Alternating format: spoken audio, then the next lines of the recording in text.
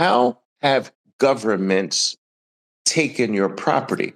By a variety of different ways. They start to take it by imposing. The first way they take your property is by imposing a tax on it.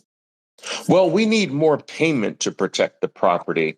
We need more payment to build more roads around the property. We need more payments to have a bigger police force to protect the property or whatever. So we're going to impose a small tax on the property. This is literally a piece of theft of the property.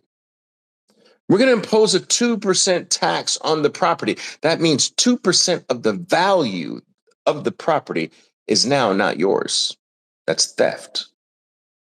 But it's always communicated in a way where we need to steal 2% of the value of your property because protecting it requires more now. And of course, you want us to protect it.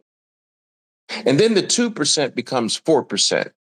And then the 4% becomes 6%. And then the 6% becomes 8% over time.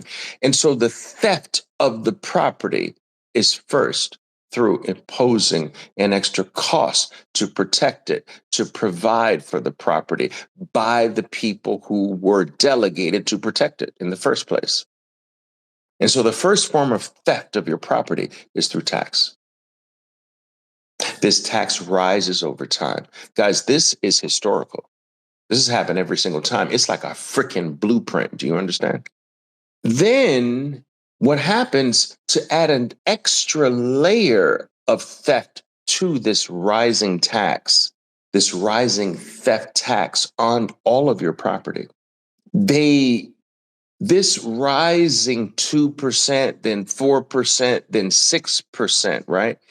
That is on a starting value of the property. So to turbocharge the theft, they reevaluate the property. So then they say, well, we were taxing the farm at a value of $50,000.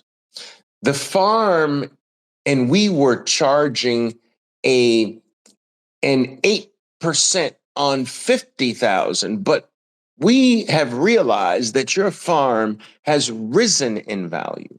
And so it has doubled in value. Your farm is no longer 50,000. It's now 100,000 because we say it's 100,000, and we just double our theft. So we create an artificial rise in the value of the property from 50 to 100 so that the 8% goes from 8% on 50 to 8% on 100. But it's our number. We can create whatever freaking number we want. This is theft of your property. Why?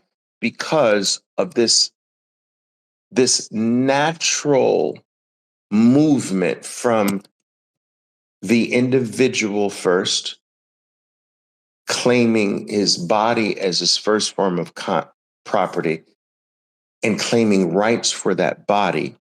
And then the rights of anything that the body owns should be bestowed on what is owned. Then what is owned needs to be protected. Then the delegation of that protection to someone else, that someone else starts off good protecting the property until the property values start to become so big that the payment to protect it is no longer sufficient to stop the urge of greed to steal the property. If I steal the property, it is exponentially more valuable than the payment I'm receiving to protect your property. And I'm telling you, people, you can't stop this. This is human nature. And the beautiful thing about Bitcoin is that Satoshi Nakamoto, in all of their wisdom, built this greed factor into the newest, most superior form of property that solves all of this.